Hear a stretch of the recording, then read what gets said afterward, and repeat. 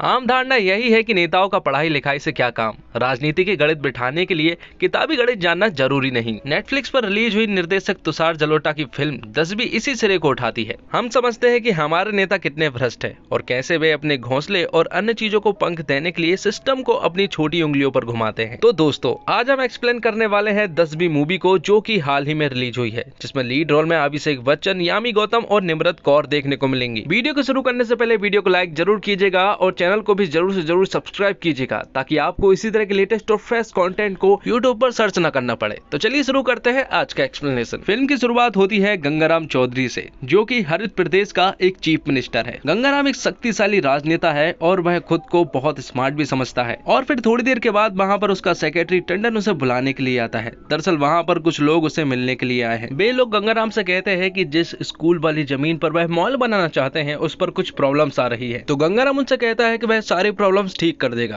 क्योंकि मॉल बनेगा तो माल बनेगा और अगर स्कूल बनेगा तो बेरोजगार बनेगा, इसलिए उस जमीन पर तो मॉल ही बनेगा। वह कहता है कि बच्चे पढ़ाई लिखाई कर क्या करेंगे, और इसका एग्जाम्पल वह अपने सेक्रेटरी को बताते हुए कहता है कि ये आईएएस का एग्जाम निकाल कर एक अनपढ़ की यहाँ पर गुलामी की नौकरी कर रहा है। इसके बाद अगले सीन में हम गंगाराम चौधरी की वाइफ बिमला देवी चौधरी को देख पाते हैं, जो कि बहुत ही ज्यादा भोली भाली है। वह अपने पति की सारी बात मानती है और उसने आज तक अपने पति से ऊंची आवाज में बात नहीं की है। गंगाराम उससे कहता है कि वह एक चीफ मिनिस्टर की वाइफ है, इसलिए उसे थोड़ा तेज बोलना चाहिए। इसके बाद गंगाराम जैसे ही अपने घर से बाहर निकलता है तो हम एक उमड़ती हुई भीड़ को देख पाते हैं, जिससे हम समझ पाते हैं कि गंगाराम चौधरी का अपने प्रदेश में दबदबा है। और जब गंगाराम और टंडन कार में होते हैं तो टंडन गंगाराम को बताता है कि एक महिला ऑफिसर है जो कि हमारे पार्टी के लोगों को बुरी तरह से मार रही है। तो गंगाराम टंडन से कहता है कि उस महिला ऑफिसर का ट्रांसफर करवा दो। साथ ही हमें यहाँ पर यह भी पता चलता है कि गंगाराम कोर्ट जा रहा है, क्योंकि उसके ऊपर कई सारे केस दर्ज हैं, जैसे कि उस पर शिक्षा भर्ती घोटाले का आरोप है। अब थोड़ी देर के बाद गंगाराम कोर्ट पहुंच जाता है, जहां पर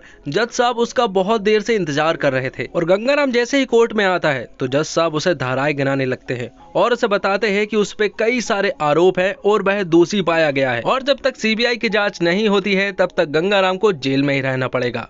और ये सारी बातें सुनने के बाद गंगाराम पूरी तरह से शॉक्ड रह जाता है और जेल जाते वक्त वह अपनी बीबी को कॉल लगाता है और उससे कहता है कि जब तक वह जेल से वापस नहीं आता है तब तक चीफ मिनिस्टर की कुर्सी उससे ही संभालनी होगी। और उसी दिन बिमला देवी को चीफ मिनिस्टर की कुर्सी थमा दी जाती है। और अब देखना ये होगा कि क्या बिमला देवी चीफ मिनिस्टर की कुर्सी को संभाल पाएगी। वहीं दूसरी तरफ हम देख पाते हैं कि गंगाराम चौधरी अब जेल पहुंच चुके हैं, जहां पर बहुत सारी भीड़ गंगाराम को छोड़ने के लिए आई है। जेल में अंदर जाने के बाद गंगाराम की मुलाकात होती है सतपाल तोमर नाम के एक पुलिस वाले से, और सतपाल गंगाराम को बताता है कि पुलिस की जॉब उसे उसी के कारण मिली है। वहीं दूसरी तरफ बिमला देवी चीफ मिनिस्टर के लिए शपथ ले रही होती है, लेकिन वह हिचकिचाते हुए शपथ पढ़ रही थी और उसे ठीक से पढ़ते भी नहीं बन रहा था, इसलिए वहाँ के सभी लोग उसे देखकर हंस रहे होते हैं। और यहाँ जेल में सतपाल गंगाराम को अपना कमरा दे देता है और उससे कहता है कि अगर उसे किसी भी चीज की जरूरत पड़ी तो वह उससे मांग सकता है।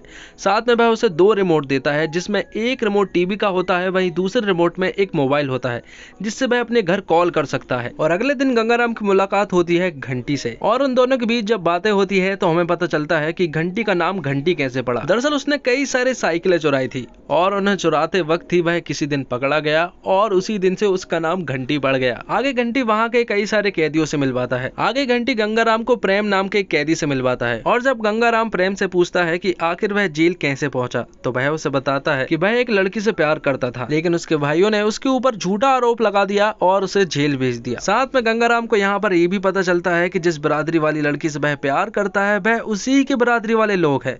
तो गंगाराम उससे कहता है कि वह जेल के बाहर जैसे ही जाएगा वह लोग उसे मार देंगे। इसके बाद घंटी गंगाराम को इनामदार नाम के एक आदमी से मिलवाता है, जो कि सिविल इंजीनियर है, लेकिन उसके दोस्तों ने ही उसे फंसा दिया, जिसके कारण उसे जेल आना पड़ा। और गंगाराम जेल में रहकर ही वह अपनी वाइफ को वह छोटी छोटी बातें बताता है जो कि एक चीफ मिनिस्टर को पता रहनी चाहिए। और फिर धीरे धीरे बिमला देवी को चीफ मिनिस्टर की कुर्सी की पावर के बारे में पता लगने लगता है। अब सत्यपाल गंगाराम से कहता है कि एक आईपीएस मैडम का हमारे जेल में ट्रांसफर हुआ है और अब वही जेल के कैदियों को संभालने वाली है, और उस आईपीएस ऑफिसर ने सभी को ग्राउंड में आने के लिए कहा है। और सत्यपाल यहाँ पर गंगाराम को बुलाने के लिए आया है। और फिर एंट्री होती है आईपीएस ऑफिसर ज्योति जायसवाल की, और ये ऑफिसर वही ऑफिसर है जो कि कुछ दिनों पहले गंगाराम के पार्टी के लोगों को मार रही थी, इसलिए गंगाराम ने इसका ट्रांसफर करवा दिया। थोड़ी देर के बाद वहाँ पर गंगाराम आता है, जो कि काफी लेट हो चुका था, इसलिए ज्योति उससे कहती है कि इतना लेट क्यों आ रहे हो, तुम्हारे पैर में दर्द है क्या? तो गंगाराम उससे कहता है कि इन्हीं पैरों पर खड़े होकर कभी तुम्हें मेडल्स दिए होंगे। तो ज्योति उससे कहती है कि 5 साल के करियर में उसे इतने मेडल्स मिले हैं कि जिन जिन लोगों ने उसे मेडल्स दिए हैं उन लोगों के चेहरे तक याद नहीं है। और यहाँ पर एक बात तो साफ हो जाती है कि ज्योति जायसवाल बहुत ही स्ट्रिक्ट टाइप की ऑफिसर है और वह सभी कैदियों से कहती है कि आज वह उन लोगों के साथ बैठकर खाना खाएगी।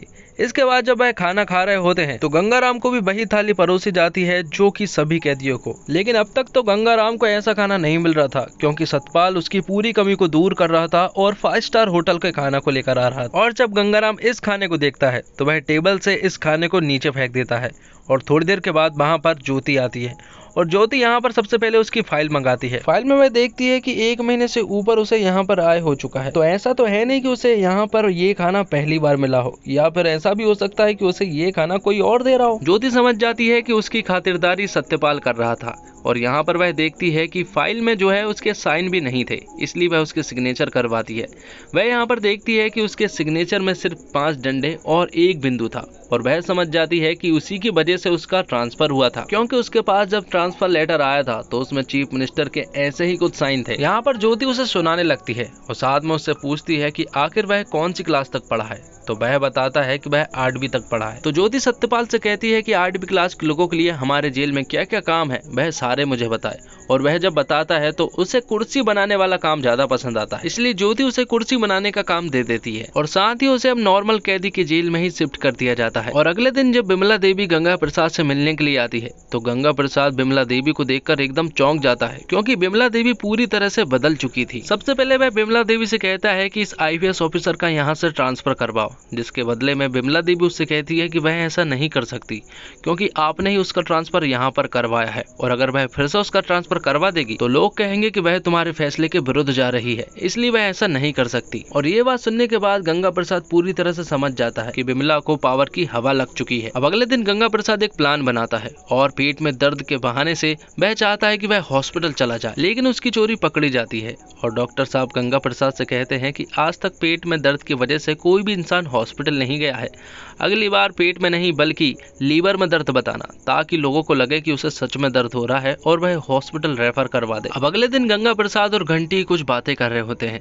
तभी गंगा प्रसाद की नजर बाहर पड़ती है और वह देखता है कि कुछ लोगों के हाथों में कॉफी रखी हुई है और वह वहां से निकल रहे हैं। और जब वह घंटी से पूछता है तो घंटी उसे बताता है कि वह लोग स्टूडेंट है और उनकी पढ़ाई अधूरी रह गई है, इसलिए वह लोग यहाँ पर पढ़ रहे हैं और उनसे कोई काम भी नहीं करवा सकता, क्योंकि जो इंसान यहाँ पर पढ़ता है उससे काम नहीं करवाया जाता है। इसलिए वह अगले ही दिन ज्योति के पास जाता है और उससे कहता है कि वह अपने एक सपने को पूरा करना चाहता है। और जब ज्योति उससे सपने के बारे में पूछती है तो गंगाराम उसे बताता है कि वह 10वीं पास करना चाहता है। उसका कई सालों से सपना रहा है, उसकी माँ का भी ये सपना था कि वह 10वीं पास कर सके। तो ज्योति के यहाँ पर ऐसा लग रहा था कि काम चोरी के कारण वह पढ़ाई करना चाहता है ताकि उसे काम ना करना पड़े, लेकिन यहाँ पर गंगाराम उससे कहता है कि वह झूठ नहीं बोल रहा है, वह सचमुच 10वीं पढ़ना चाहता है। इसलिए वह अगले ही दिन लाइब्रेरी पहुंच जाता है। वहां जाकर वह लाइब्रेरियन से मिलता है और उनसे 10वीं की बुक्स के बारे में पूछता है। यहाँ पर गंगा प्रसाद देखता है कि उसे पढ़ाई के बारे में काफी ज्यादा नॉलेज है, तो वह उससे पूछता है कि आखिर तुम्हें इतना ज्यादा नॉलेज है तो वह यहाँ पर क्या कर रहा है। तो लाइब्रेरियन उससे कहता है कि उसे बुक्स पढ़ने का बहुत शौक था और जब भी उसे टाइम मिलता तो वह लाइब्रेरी जाकर पढ़ाई ही करता था। और फिर धीरे धीरे करके वहाँ की बुक्स की कॉपी करवा के उसने बेचना स्टार्ट कर दिया और एक दिन पकड़ा गया, जिसके कारण उसे जेल जाना पड़ा। थोड़ी देर के बाद वहां पर एक आदमी आता है और वह लाइब्रेरियन को राय बरेली नाम से पुकारता है। और जब गंगा प्रसाद ये नाम सुनता है तो वह उनसे पूछता है कि ये क्या नाम हुआ। तो वह गंगा प्रसाद से कहता है कि यहाँ पर कुछ ही लोगों को इंग्लिश आती है, लेकिन जिन लोगों को नहीं आती है वह लाइब्रेरियन को राय बरेली ही कहते हैं और इसलिए अब उसका नाम राय बरेली ही हो चुका है। वहीं दूसरी तरफ हम बिमला देवी को देख पाते हैं, जिनके तेवर पूरी तरह से बदल चुके थे। और यहाँ पर गंगा प्रसाद अपनी बुक्स पढ़ना स्टार्ट कर देता है और 10वीं की तैयारी करते वक्त जब वह अपनी पहली बुक पढ़ रहे थे और पहला पन्ना जब वह खोलते हैं तो उन्हें नींद लग जाती है और गहरे सपने में खो जाता है। और जब उसकी आंख खुलती है तो वह अपने सामने ज्योति मैडम को देख पाता है और ज्योति मैडम उससे कहती है कि वह जानती थी कि वह काम चोरी के लिए पढ़ाई कर रहा है बस। और रात को जब गंगा प्रसाद सो रहा था तो उसे नींद नहीं आ रही थी, इसलिए वह पढ़ाई करने के लिए बैठ जाता है। अगले दिन वह लाइब्रेरी जाता है और वहां जाकर भी वह सिर्फ इतिहास ही पढ़ता है, क्योंकि उसका इतिहास में मन लगने लगा था। अब कुछ दिनों के बाद बिमला देवी फिर से जेल जाती है और यहाँ पर जब उसे पता चला था कि गंगा प्रसाद जो है वह बहाने कर हॉस्पिटल जाना चाहता है, तो यहाँ पर वह उसे आइडिया देती है कि दिमाग खराब करने की वजह से वह हॉस्पिटल जल्दी जा सकता है। इसलिए वह अगले दिन जब डॉक्टरों के पास जाता है तो वह उनके सामने ऐसे बिहेव करता है जैसे उसे कुछ याद ही नहीं है। लेकिन तभी वहाँ पर ज्योति आ जाती है और वह उसे पकड़ लेती है। जिसके बाद जब वह दोनों बाहर आते हैं तो ज्योति उसे बताती है कि तुम गलत कर रहे हो, क्योंकि तुमने जो बहाना चुना है उसकी वजह से वह आगे चलकर कभी भी चुनाव नहीं लड़ सकता, क्योंकि जिनका दिमाग खराब होता है उन्हें हम पागल कहते हैं और पागल कभी भी चुनाव नहीं लड़ सकते। ये सारी बातें सुनने के बाद गंगा प्रसाद ज्योति के ऊपर बहुत ज्यादा चिल्लाने लगता है और चिल्लाते चिल्लाते उसे अटैक आ जाता है, जिसके कारण वह वहीं पर गिर जाता है। जिसके बाद अगले सीन में हम देखते हैं कि वह हॉस्पिटल में था। वहां पर बिमला देवी उससे मिलने के लिए आती है और उसे यहाँ पर पता चलता है कि उसकी जान इस वजह से बची है क्योंकि ज्योति ने उसे CPR दे दिया था। यहाँ पर ज्योति गंगा प्रसाद से कहती है कि जल्दी से ठीक हो जाओ, उसके बाद कुर्सी बनाने के लिए यहाँ पर आ जाना। लेकिन यहाँ पर गंगा प्रसाद ज्योति से कहता है कि वह कुर्सी बनाने के लिए नहीं आएगा, क्योंकि वह 10वीं की पढ़ाई करेगा। साथ में वह उससे कहता है कि अगर वह 10वीं पास नहीं कर सका तो वह कभी भी चीफ मिनिस्टर की कुर्सी पर नहीं बैठेगा। और ये सारी बातें न्यूज में भी फैल जाती है। और अगले ही दिन गंगाराम घंटी के पास जाता है और उसे गणित सिखाने को कहता है। अब क्योंकि घंटी का गणित बहुत अच्छा था, इसलिए वह उसे गणित सिखाने को कहता है। तो घंटी भी उसकी बात को मान जाता है और उसे गणित सिखाने में लग जाता है। लेकिन घंटी यहाँ पर गंगाराम को काफी हार्ड वाले मैथ्स सिखा रहा था, जो कि गंगाराम को तो बिल्कुल भी समझ नहीं आ रहे थे। इसलिए घंटी के दिमाग में एक आइडिया आता है और वह गंगाराम को उसी के अंदाज में सिखाने लगता है और गंगाराम को भी गणित समझ में आने लगते हैं। जिसके बाद वह इनामदार के पास जाते हैं। अब क्योंकि इनामदार एक सिविल इंजीनियर था, इसलिए उसका साइंस काफी ज्यादा अच्छा था, इसलिए वह उसे साइंस सिखाता है।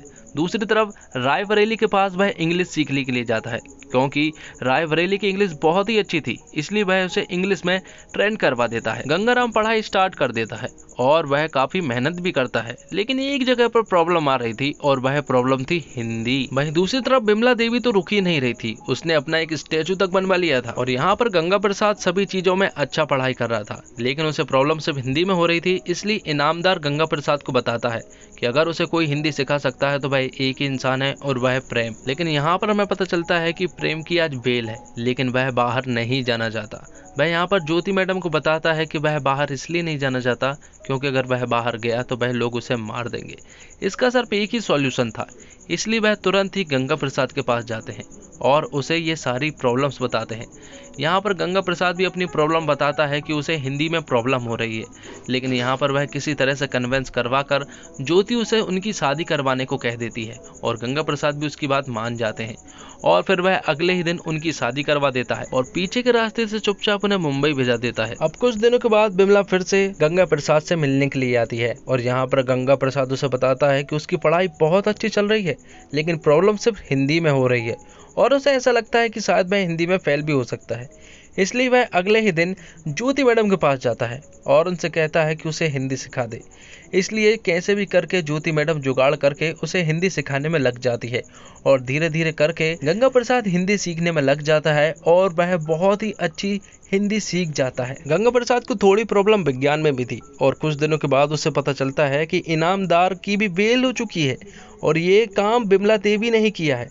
इसलिए वह तुरंत ही बिमला देवी के पास कॉल करता है और उससे कहता है कि उसने इनामदार को क्यों बेल दिलवाई। तो बिमला देवी उससे कहती है कि वह निर्दोष था, इसलिए उसे बेल दे दी। अब कुछ दिनों के बाद परीक्षा का टाइम टेबल आ जाता है और यहाँ पर जब गंगा प्रसाद टाइम टेबल देखता है तो उसे पता चलता है कि पहला पेपर हिंदी का ही है और अब पहले पेपर का टाइम भी आ चुका था। इसलिए जब गंगा प्रसाद पेपर देने के लिए जा रहा होता है तब ज्योति मैडम उसके पास आती है और उसे दही खिलाती है, जिसके बदले में गंगा प्रसाद उसके पैर छूता है और उससे कहता है कि गुरु ही सब कुछ है। अब गंगा प्रसाद परीक्षा हॉल में था, जहाँ पर कुछ टाइम तक तो वह कुछ भी नहीं लिख रहा था क्योंकि उसे कुछ भी समझ नहीं आ रहा था।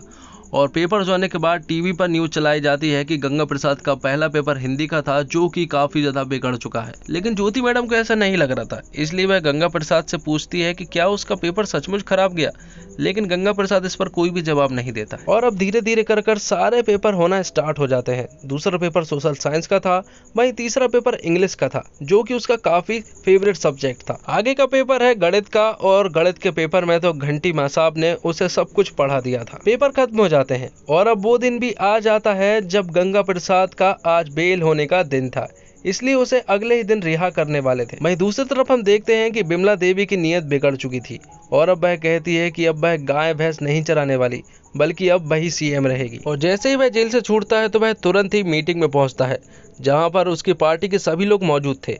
यहाँ पर वह सभी से कहता है कि उनका सीएम आ चुका है, लेकिन कोई भी उसके साथ नहीं था। वह रात में कई लोगों से बात भी करता है, लेकिन उसका साथ कोई भी नहीं दे रहा था। इसलिए वह अगले दिन ऑपोजिशन पार्टी के पास जाता है और उनके साथ गठबंधन कर लेता है। यहाँ पर हम गंगा प्रसाद की एक बहुत ही सुंदर सी स्पीच देखते हैं, जिसमें वह शिक्षा के बारे में बहुत ही अच्छी बातें लोगों को बता रहा होता है। और कुछ दिनों के बाद वोटिंग भी स्टार्ट हो जाती है और लहर कुछ ऐसी थी कि लोगों को लग रहा था कि बिमला देवी ही इस चुनाव को जीतने वाली है। अब रिजल्ट का टाइम भी आ जाता है, जहाँ पर चुनाव का रिजल्ट तो आ ही रहा था, साथ में आज 10वीं का भी रिजल्ट आ रहा था। और यहाँ पर हम देख पाते हैं कि बिमला देवी की पार्टी आगे चल रही थी, लेकिन गंगा प्रसाद इन बातों को साइड में रखकर अपने 10वीं के रिजल्ट को लेने के लिए पुलिस स्टेशन जाता है। और जब वह रिजल्ट देखता है तो वह पूरी तरह से दंग रह जाता है, क्योंकि गंगाराम पास हो चुका था और उसके 57% भी बन चुके थे। और इस रिजल्ट को देखने के बाद गंगा प्रसाद खुशी से रो देता है और साथ में ज्योति मैडम की आंखों में भी आंसू आ जाते हैं। जिसके बाद गंगा प्रसाद ज्योति मैडम को एक चिट्ठी देता है और उस चिट्ठी में लिखा हुआ था, गुरु दक्षिणा धन्यवाद गंगा। साथ ही वह ज्योति मैडम को एक कुर्सी भी गिफ्ट करता है, और वह कुर्सी किसी और ने नहीं बल्कि गंगा प्रसाद ने अपने हाथों से ही बनाई थी। तो गंगा प्रसाद पास तो हो चुका था, वहीं दूसरी तरफ हम देखते हैं कि गंगा प्रसाद की पार्टी भी चुनाव जीत चुकी है और अब वहां पर आती है बिमला देवी। बिमला देवी यहाँ पर गंगा प्रसाद से माफी मांगती है, तो गंगा प्रसाद उससे कहता है कि भले ही उसने 8 वचन निभाए होंगे, लेकिन उसने भी उसके लिए 7 वचन निभाए हैं और वह उसे माफ कर देता है। जिसके बाद जब गंगा प्रसाद को मुख्यमंत्री अनाउंस किया जा रहा था तो वह रोक देता है और कहता है कि इस देश को एक युवा और एक पढ़े लिखे मुख्यमंत्री की जरूरत है, इसलिए वह अपने साथ वाले आदमी को मुख्यमंत्री बना देता है और जनता से कहता है कि उसे अभी भी एक पद का लालच है। इसलिए वह अगले ही दिन जब मुख्यमंत्री की सभा में शपथ हो रही थी तो वह सभी लोगों के सामने शिक्षा मंत्री के रूप में शपथ लेता है। तो दोस्तों, इसी के साथ हमारी 10वीं मूवी यहीं पर खत्म हो जाती है। उम्मीद करता हूँ आपको ये वीडियो पसंद आई होगी। वीडियो अगर आपको जरा सी भी अच्छी लगती है तो वीडियो को लाइक जरूर कीजिएगा और चैनल को भी जरूर से जरूर सब्सक्राइब कीजिएगा, ताकि आपको इसी तरह के लेटेस्ट और फ्रेश कंटेंट मिलते रहे। धन्यवाद। मिलते हैं अगले एक और धमाकेदार कंटेंट के साथ।